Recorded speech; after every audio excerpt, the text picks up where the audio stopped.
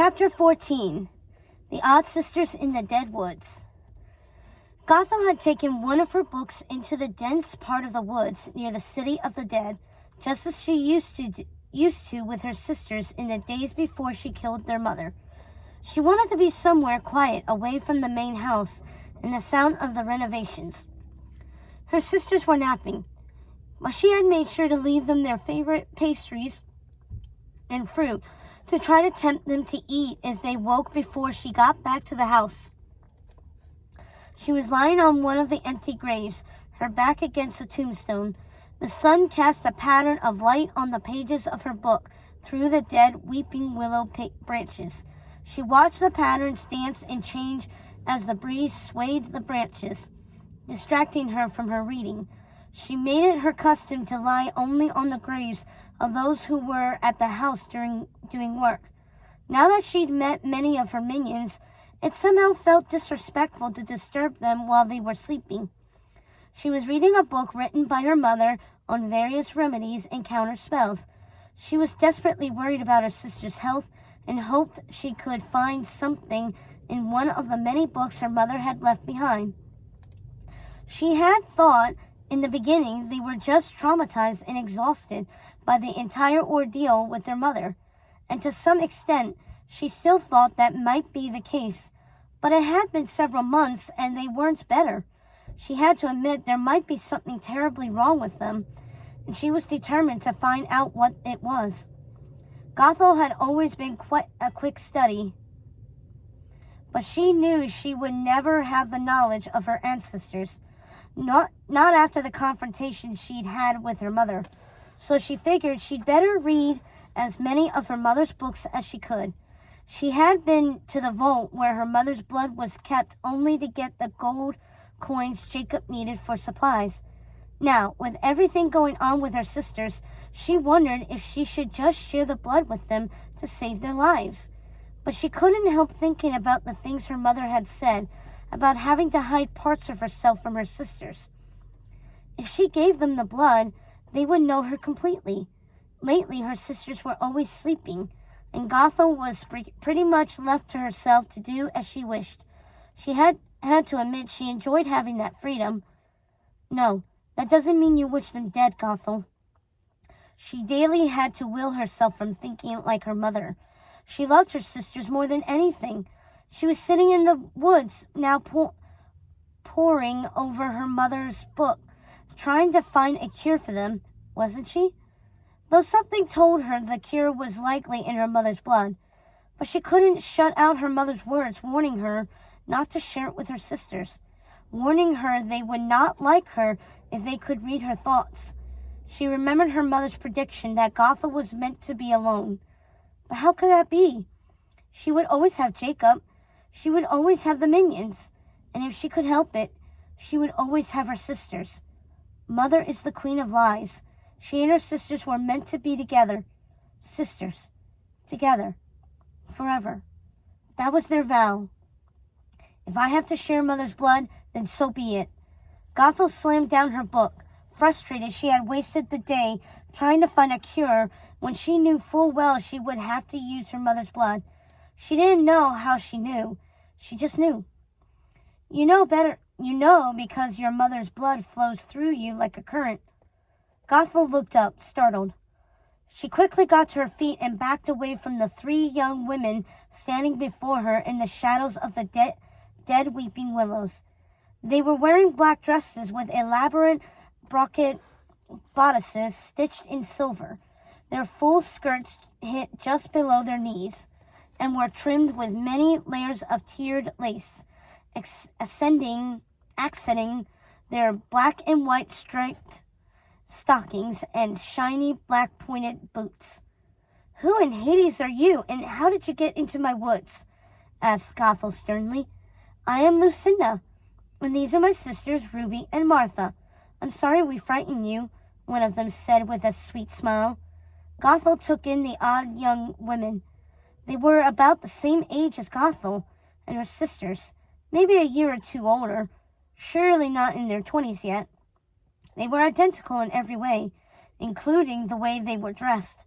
They all had thick long, thick black hair that hung in soft waves to their shoulders. Their skin was pale and was beautifully contrasted by their dark eyes and red lips. There was something about the girls that seemed familiar to her, but she couldn't put her finger on it. "Of course we are familiar to you. We are all witches together," said the girl who called herself Lucinda. "Mind readers," thought Gothel, feeling panicked. "Yes, we can read your minds, your thoughts. I'm sorry if that makes you uncomfortable, but I promise we don't mean you any harm. We're here to help you, actually. We felt your magic in the world when you destroyed the Queen of the Dead, and we felt your distress. It reached well beyond the many kingdoms to our lands, and we couldn't help coming to your aid. We want to help you heal your sisters." "Heal my sisters? How did you know?" asked Gothel. "Why would you want to do that for someone you don't know?" She was not at all convinced the strange sisters were there to help. "So many questions," said Ruby, laughing. "We are all witches together. We need to watch out for each other, help each other," said Lucinda. "And what would you want in return?" asked Gothel, eyeing the sisters. "We would like access to your mother's books. We specifically would like to learn the arts of necromancy and the secrets of your ancestors' long lives," said Lucinda, smiling. "You're asking for quite a bit," said Gothel. "I'd say any price was worth saving your sisters," said Martha, though it might have been any one of them saying it. Their voices were all the same. Martha walked over to Gothel, offering her hand. "I promise you we are here to help. If you don't want to share your mother's books, we will still help you. It's no matter to us. You asked what we would like, and that is what we would like. But it's not a requirement. We will help you nevertheless." "Oh yes, we will help you no matter. I could never imagine what it would be like to lose my sisters. I promise we will do all we can to help you, Gothel," said Lucinda. "Yes, we promise," said Ruby. Gothel's head spun as she listened to the sisters talk in succession. She didn't know what to make of the girls. She had never met other witches before, aside from her own family, and she found it a bit overwhelming to meet so many at once. She realized then how very isolated she had been, living in her own world with no one but her family and minions. "Wait, how did you get through the thicket?" asked Gothel, wondering how they had broken through her mother's enchantment. The odd sisters looked at each other. "We have our ways." Gothel was envious of the witches. They were clearly in possession of more magic than she could imagine or possibly wield. "Do you think you could teach me how to use my magic?" Gothel asked. The odd sisters laughed. "Of course we will, little witch.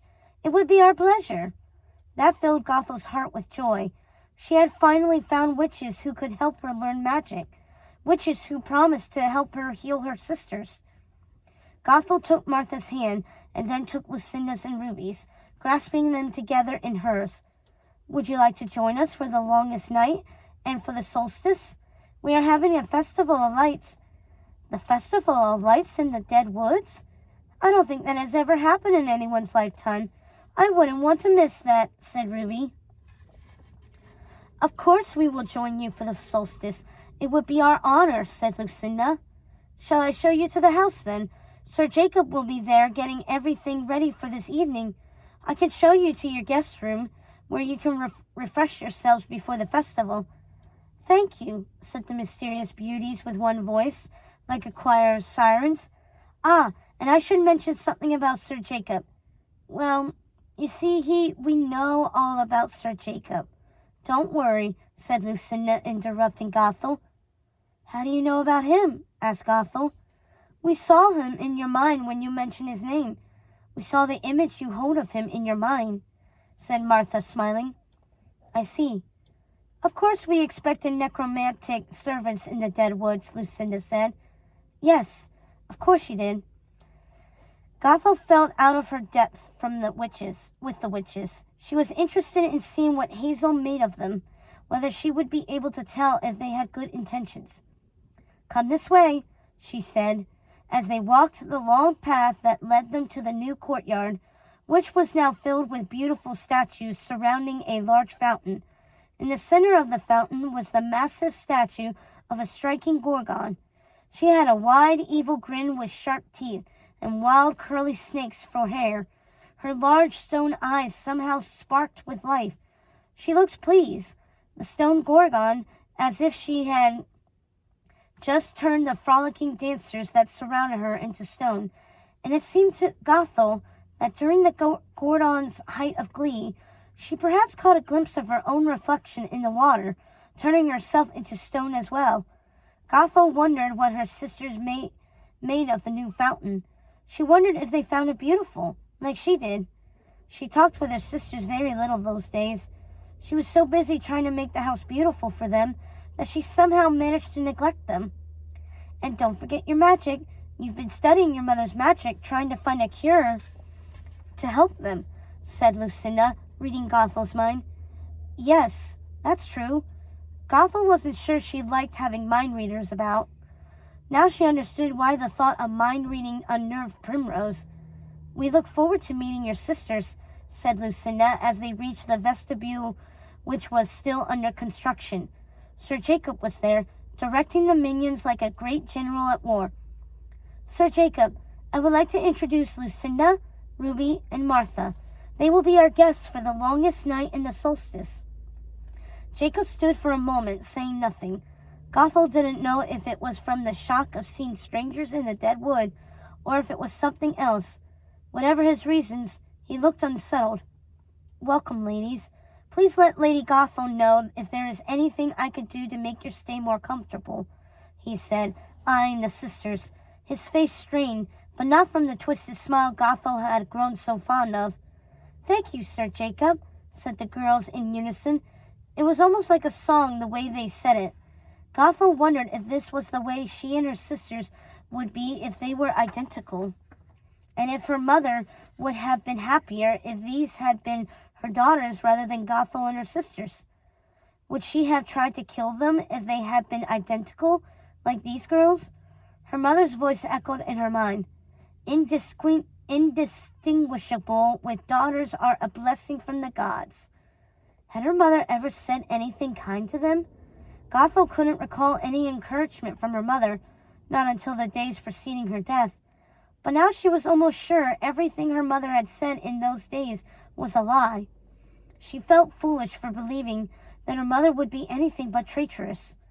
Don't discount everything your mother said to you in those final days, Gothel. Not all of it was lies. Gothel looked at Lucinda with a blank face. She needed to remember those girls could hear all her thoughts. We could teach you how to block people from hearing your thoughts, said Ruby. No offense, but I think I would like that very much. Gothel realized she had been rude to poor Jacob, who had been standing there the entire time, almost mesmerized by the sisters. Almost afraid. Maybe that wasn't the right word, afraid. But clearly there was something about the sisters that bothered him. She would have to talk with him later when the sisters were occupied in their rooms. Thank you, Jacob. I won't keep you from your work. I will come see you later before we start the longest night. Yes, Lady Gothel. And he went on his way, directing the minions to finish putting up the decorations and setting up the candles around the house. The strange sisters laughed. Gothel liked the sound of their laughter. It wasn't teasing or nasty. It was musical and happy. She missed laughing with her sisters that way. She missed spending time with them. We'll do what we can to help your sisters. We promise, said Martha. Thank you, said Gothel.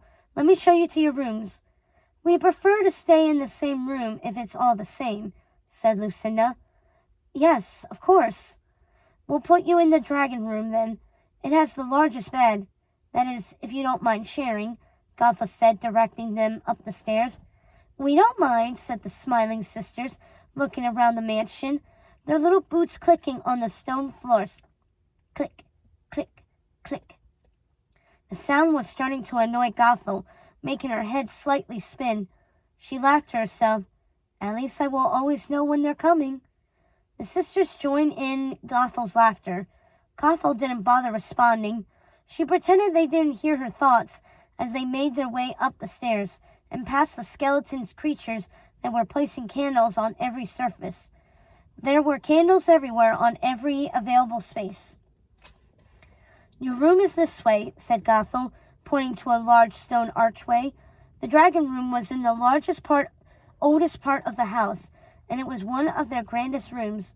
Gothel always wondered why her mother had never stayed in that room herself. It was the best of all the bedrooms, with its stone carvings of dragons stretching across its walls, and the giant fireplace flanked with the winged beasts. "She didn't want to live in the room where her mother died," said Lucinda. Gothel was startled. The words were like a knife in her stomach, and she knew there must be truth to them. It hurt her to think the girls knew something about her mother that she did not. "How did you know this?" asked Gothel, eyeing Lucinda. "The many queens of the dead are legendary. Their histories are written in the volumes of time, which we have read voraciously." "You probably know more about my history than I do," said Gothel, distracted as she watched a couple of skeleton minions opening the curtains and starting a fire. Never in the time of her mother had there been so many servants roaming the house, at least not that she and her sisters witnessed. She smiled, realizing she had become her own queen after all. She was doing things her own way. "I hope you will enjoy your stay with us. You're welcome to stay as long as you wish. I will have someone bring up a number of dresses and everything else you might need. You look to be the same size as my sister Hazel, and we just got a delivery containing more dresses and night clothes than she could possibly wear in her lifetime. Thank you, Gothel. Or should we call you Queen?" Gothel laughed. "I'm certainly not your queen. Gothel is fine, thank you." She motioned to the stone desk, which held a large blotter, a bottle of ink, and a feather quill. "There is paper in the drawer if you need to write your family to let them know you're staying. And if there is anything you need, please let one of my creatures know. They can arrange a bath, bring you something to eat, anything you require. None of them speak, of course, other than Jacob, but they can hear and understand you."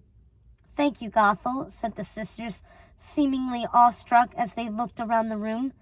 Gothel suddenly saw it through their eyes, that room she had taken for granted until that moment.